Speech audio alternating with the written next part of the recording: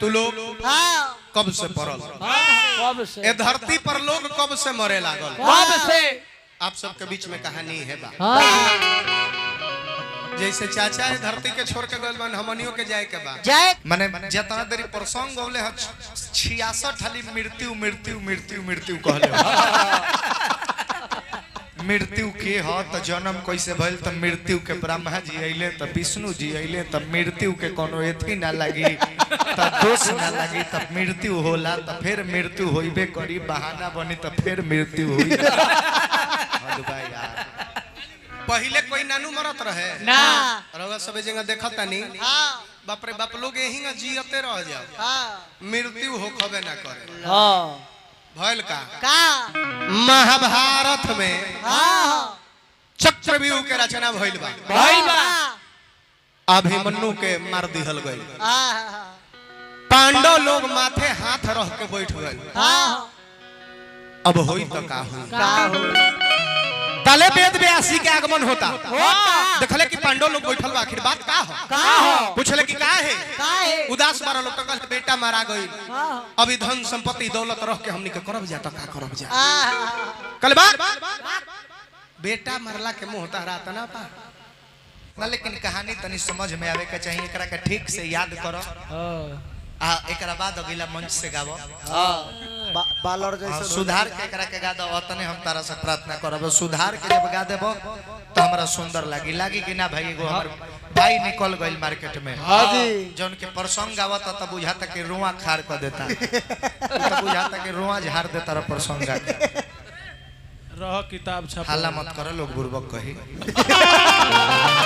हाँ आ नहीं कोनो शब्द बात के प्रयोग, सही बात आ बा। नहीं शब्द कोनो गाना। हाँ और सब बैठल बनी देखनी है सुनबो कोई हाँ नहीं। जी अभी सुमराने में आई सुमिरने अगला शुरू किया हाँ आ तले करा भूत उखड़ गए। ला बताई हो। अब व्यास जी झाड़ तड़े पूछा तड़े कि का लेबे, तोर नाम का हतौ कहता कड़िया। करिया का नाम हो? करिया तो कड़िया त का लेबे त प्रदुमन परदेसी के गड़िया। तो हमार भैया इज्जत बचल है, चाबी देले हैं। हाँ ले जो। कुछ संभरले हैं ओकरा के। उ गाड़ी ना कहलक लेकिन कहलक गाड़ी कहलक, समझ ले के। हाँ कहत का लेबे, का नाम हो? त कड़िया त का लेबे त प्रदुमन जी के गड़िया। काहे है लड़िया ना लेबो? फुलवा के जौन फुलवा के लड़िया, लड़िया लड़िया ला लड़िया लेला लड़िया फुलवा के जौन गुथल बा लड़िया ना लेबई। रहे दो यहाँ जवाब खोजे जाए के बा। आय। और का कहल हसरे तोरे हरे कहता मुर्गा के चूस्ता खाए टीका कइले बा। हउ गड़बड़ाइल ह त कहता मुर्गा के चुस्ता खा, मुर्गा के चुस्ता ना। नवरात चढ़ल बा, ये मुर्गा के मारे कटाए के बात कहले बा। टीका को ले ले बा टीका। तारा के मन करता 2 लाख हलाई पिए सब बना के मार्केट में छोड़ दे।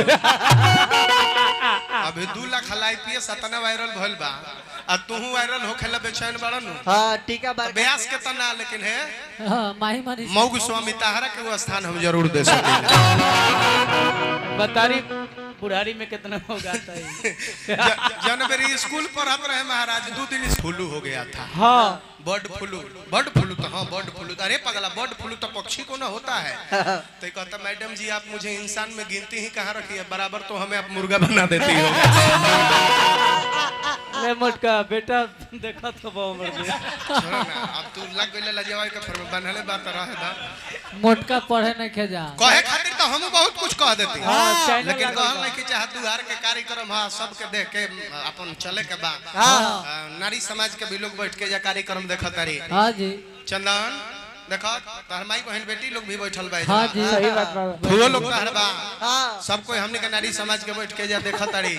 हमने के घर दुआर के इज्जत है कुल, हमने के नु बेराब जा। लेकिन आयल बनी जाना उपलक्ष्य में हमने का अब उपलक्ष्य में कार्यक्रम पेश रही। छापने दुआरवा पैसा ही करता सो। ए धरती के नाम हम मृत्यु लोग ए जा जे आयल बा एक न एक दिन सभे के जाए के बा। जाए के बा जैसे चाचा जी रनी है ये धरती के छोड़ के चल गई, हाँ एक दिन हमनियों के जाए के बा। बा कभी बड़ा सुंदर लिखा ताड़न कैसे? तो करा के प्रदुमन परदेसी गावत ताड़न। दुनिया में कतनो बड़ा आदमी बानी, हाँ जी कतनो बड़ा आदमी बानी, हाँ। लेकिन राउर जब अंतिम यात्रा निकली हाँ हाँ तो राउर उहे सवारी हुई जवना सवारी से वो गरीब के लेके जाए जाला। हाँ सही बात बा। धनिक बानी, गरीब बानी, अमीर बानी, चोर बानी, साधु बानी, संत बानी, लंठ बानी, मायने ही नहीं रखत। ना ओरिजिनल हुए वही शुद्ध हुए वही जब ले तू बांस के गाड़ी पर ना चढ़ब हाँ मुख्यमंत्री बारे प्रधानमंत्री बारे बारे एसपी साहब कलेक्टर साहब चाहे कतनो बड़हन आदमी होखे ओके लेकिन वो लोग खातिर का फॉर्च्यूनर थोड़े आई ना ना ना ना ना सफारी थोड़े आई हाँ। BMW कार थोड़े आई ना। वो लोग वही सवारी पर जाई जवना से हमनी के गरीब के यात्रा निकलेला सही बात बा हमन नहीं खे करे के ना। आ कबो इंसान के नाते इंसानियत ये होखे के चाही कि कोई के हम बिगाड़े के फेरा में ना लगी सही बात बा रउआ अगर जो सोचम कि फलानवा के हम बिगाड़ दी हाँ। तो हम में तुम में खडब हम में घट घट व्यापे राम राम ओजा से उ बैठ के देखत रहे हाँ। कि तू केकरा बारे में निमन सोचता रहो केकरा बारे में बाउर सोचता रहो हाँ। तू दूसरा के बिगाड़े के फेर में लगबा तले उ तहार बिगाड़ दी है हाँ। गलती नहीं खेनु कहो तो यही जब बुलावा वजह से आ जाई आ जाई चाचा हाँ। जब बुलावा आ जाई और रउआ अपन कतनो दिमाग लगाएम नु हाँ दिमाग लागेला नहीं खे ना कतनो दिमाग लगा लेबो हाँ। लेकिन जे दिन डेट लिखा गल बा कि फलाना काका चाहे फलाना काकी चाहे फलाना भैया चाहे फलाना कोई कोई आज इनका जाए के बा तो जाए के बा यस हाँ कतनो दिमाग लगा लो हाँ कतनो यही तरह एक जना के बुलावे खातिर जमहराज आ गइले हाँ जननी चाचा जननी बुलावे आइले सबेर के बेरा रहे रहे सुतल रहले हाँ जमहराज आके जगावत रहे रे उठ चलो आज का चा के जागल का कहता का का चलो कहाँ चलो कहवा तो समय तहार हो गल अब धरती छोड़े के समय आ गल चलो चलो कहता के बाग मर दे अभी बेटा बेटी के बियाह हो ना कनी 5 बीघा जमीन लिखावे के फेरा मेरा नहीं तू कहता रह के चलो कहले कि देखा है तार समय पूर गल बा डायरी खोल के देखौले तो डायरी में एक नंबर पर ओकर नाम लिखल रहे हाँ रहे देख के वो सोच में पड़ गल कि हरे भाई तो हमारे 1 नंबर में नाम बा वाह अब वो सोचता कि आखिर बुद्धि लगाई तो कौन लगाई कौन बुद्धि एगो लगौल कहलस कि ये जमहराज जी हे देखी रउआ हमरा दरवाजा पर आयल बनी हाँ तो कम से कम चाय नाश्ता तो कर ली हाँ जमहराज सोचे लगले कि हम सभे के बुलावे जाइले हाँ। लेकिन आज ले हमरा के कोई चाय नाश्ता ना करो ना जमहराजो सोच के ई बतिया कहले कि ठीक बा जब तारा मन बा तो चाय पियावा हमरा के पियावा पियावा गइल बेचारा किचन में खूब सुंदर चाय बनौलस हाँ मलाई मार के आ वो चाय में नींद के गोली मिला देलस हाँ नींद के गोली मिला देलस अब नींद के गोलियों में मिला रहे जमहराज के लिया के देलस चाय पियले बस ही लगले ऊंघाए हाँ इनका नींद आवे लागल नशा के गोली रहे भाई कोई पी तो ऊंघाइबे करी हाँ। इनका नींद लागे लागल जमहराज सुत गइले आ जब सुत गइले नु जौन डड़िया लेके आए रहले उ डड़िया ई लेलक हाँ आ ई लेके का कइलक कि कलम उठा के ऊपर से अपन नामावा काट देलस हाँ गिजी मिजी क के आ सबसे अपन नाम नीचे लिख देता हाँ कि जमहराज जगह है तो ऊपर से नु पढ़ी है हाँ आई अपन ऊपर से नाम काट के नीचे लिख देलस तले जमहराज जगल कहले कि तब बहुत अच्छा लागल तारा दरवाजा पर इनी सेवा टहल कइल चाय नाश्ता करौल लेकिन तारा पर हम खुश बानी खुश ए बात से बानी कि हम बहुत लोग भिड़ी कोई नहीं बोलावे लेकिन कोई चाय नाश्ता ना करावल तू करौले बाड़ो हाँ त तारा पर खुश बानी त आज के गिनती हम ऊपर से ना आज के गिनती हम नीचे ही से शुरू कर बुद्धि लगौलस बेचारा अपन ऊपर से काट के नीचे लिखले रहे त देखी कतनो दिमाग लगौले लेकिन जाए के उनके बताऊ वह जाई है सही बात बा तो सबके समय बा बा हई बड़ता कल सवेर होई त एकरा के बुता देवल जाई जाई जवन फूल फुलाइल बा उझड़ी जारी त हमरा भेरी आपन बा का हमरा भेरी आपन कुछ हो नहीं खे जवना गाड़ी पर चलनी हमार हो भाई महाराज रउए सब नु दिहले बनी जवन घर बनता चाहे घर में जवना रहतनी हमार हो रउए सब के दिहल दोसर बा का हाँ काल से 10 रुपया देवल छोड़ दे कुत्ता के हाल हो जाए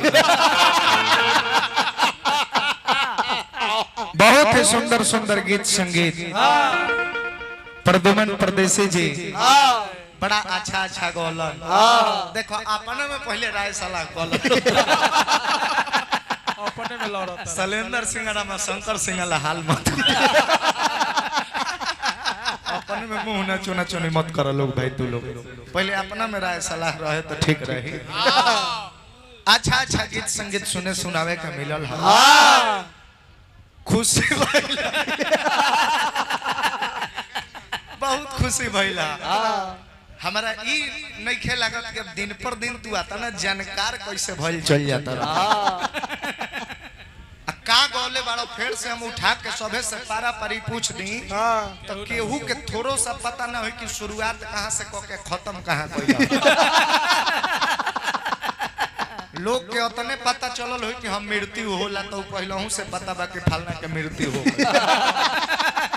तारा मृत्यु कह देला से केहू के पता नहीं खे कि कौना कारण मृत्यु होला ज्यादा जब जानकारी पेश करत रह तो तारा जगह पर जाई प्रदुमन प्रदेशी का करे खातिर होते रोशनराज का करे होते एजा सुखनंदन जादू होते एजा रामाशंकर जादू होते अब बुझत रह के हमरा से बड़ एजा जानकारी नहीं खे जानकारी वाला लोग के ढेर लोग के देखनी रामायण महाभारत के घड़ी छापत चलत लोग कुत्ता नहीं खे पूछल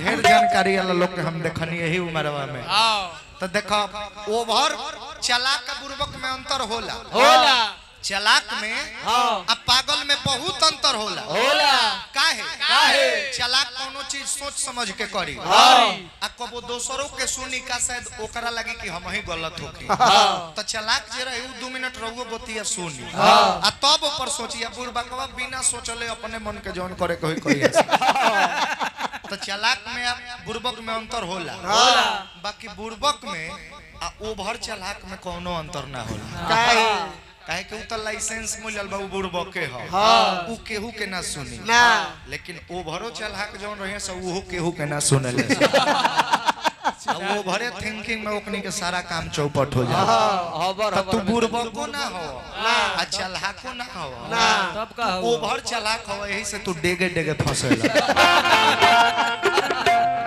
गौर कर रोशनराज के मुंह से निकलल बानी को व्यर्थ जइबे ना करे तार प्रतिष्ठा तोड़ के रखले बनी चाहबो उघाड़ क देबे ही जे ऐसे शांत रह लोग अपना में कॉम्बिनेशन ठीक ठाक रखल गीत संगीत के भाव में लग देखी दिखाई श्री रामचंद्र जी के पिताजी महाराज दशरथ जी ये है रामचरितमानस कहले रहलन कि वन में ले जाए खातिर राम लक्ष्मण सीता तीनों जना जाता लोग तो हे सुमंत अपना रथ पर बैठा के जैसे लेके जाता रह तो वैसे 14 वर्ष ना कुछ दिन में घुमा के अब वो लोग के एजा लेके आई सुमंत कहले कि ना ई लोग तो कहले जे कि राम ना है तो लक्ष्मण के ले आई लक्ष्मण ना बस तो सीता के ले आई ये तीनों में से केहू ना रही तो समझ कि हमार प्राण ना बचे लेकिन अंतिम में ई परिणाम आवता कि सुमंत्र जी खाली रथ लेके पहुंचल बारे अयोध्या में न राम न लक्ष्मण न सीता सुमंत्र के बुला के पूछले जब घोड़ा के पैर के टांग दशरथ जी के कान में पड़ल कहले कि सुमंत राम अइले हा ना लक्ष्मण अइले हा ना सीतो ना अइले हा त ना जब तीनों केहू के ना सुने के मिल गइल तब कहले छाती में मुका मार के तीनों रानी के बोलौले आ कहले कि रानी कौशल्या सुमित्रा के कई आज नहीं खेलागत कि हमारा शरीर पर का गुजरता आ एगो हमारा बात मन पड़ता पूछलस कि अनहरू कौन अनहरू राजा दशरथ जी बतौले कि जब हम युवा अवस्था में रहनी यानी जवानी अवस्था में तो जब शिकार करत रहनी ओ बेरा हम हरिण के बहुत बड़ आशिक रहनी हरिण पोसे के हरिण के शिकार करे के हमरा बहुत ज्यादा शौक रहे जौना वन में हम शिकार करत रहनी ठीक वही समय सरवन नाम के एगो लड़का अपना माई बाबू के तीर्थ यात्रा करावे खातिर निकलल रहे कान्हा कांवर लेके माई बाबू के बैठौले रहे कहीं और माई के नाम रहे चंद्रकाला बाबू के नाम रहे उद्यान ऋषि वो लोग के जब प्यास लागल वही बीच जंगल में अपना बेटा से कहलस लोग कि हे सरवन आरे बेटा हो तनी पानी पियाव अब पानी पियाव तनी हियर जुड़ाव हाँ तो पानी पियाव तनी हियर जुड़ाव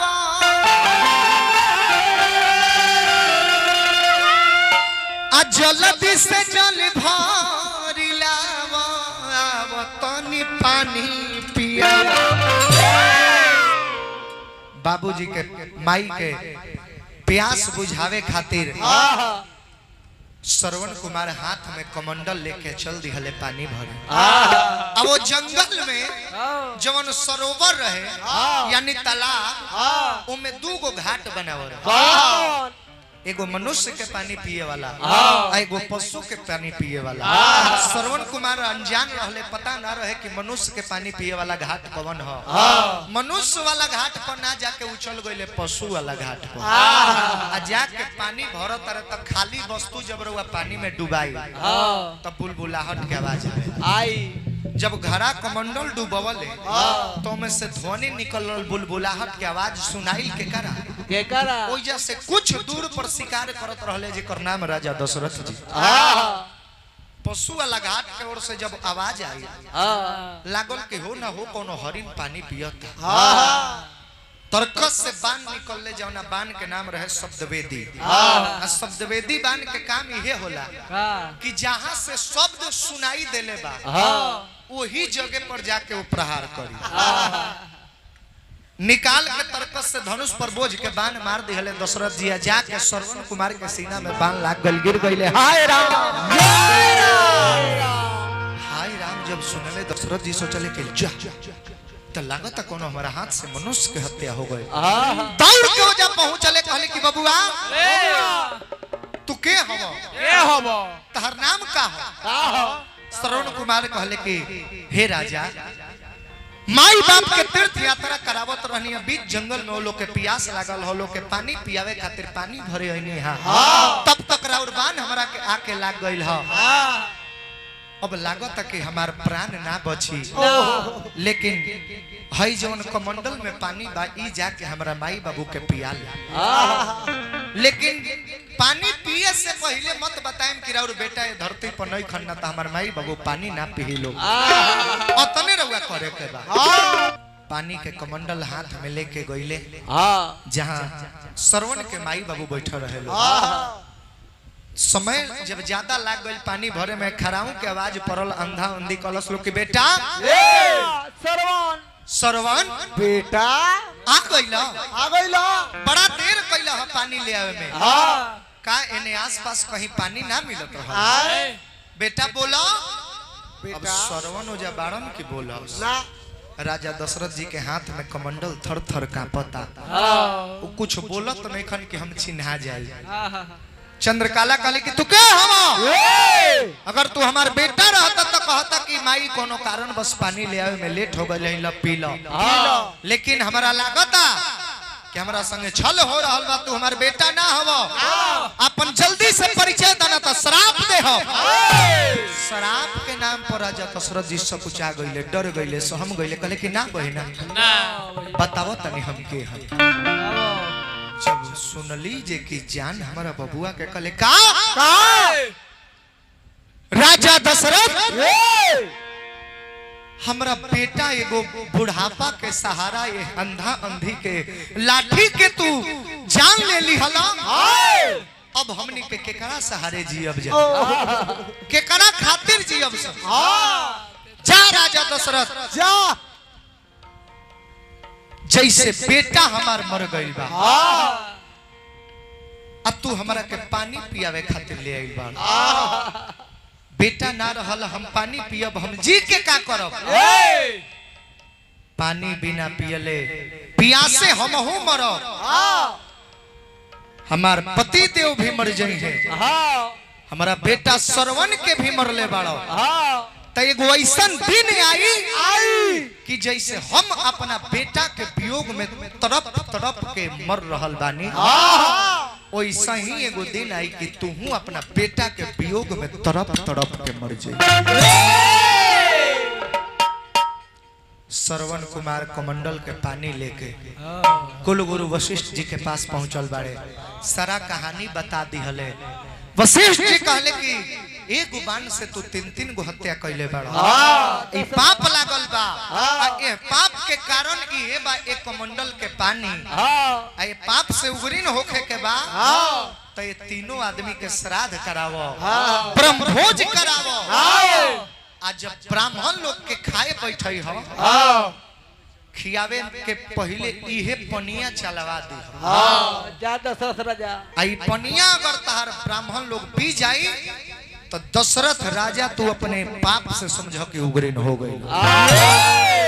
राजा दशरथ जी श्राद्ध करौले, ब्रह्मभोज के दिन ब्राह्मण लोग के बुला के खियावे खातिर लाइन से पात में बैठौले, आ उहे पनिया चलवा दी हले। त कितना ऐसा लोग के नियम होला कि खाना खाए से पहले 2-4 कुला पानी पी लोग, हाथ धोई लोग, पतल धो के तब खाना खाला लोग, आ कितना लोग खाना खैला के बाद में पानी पिएला।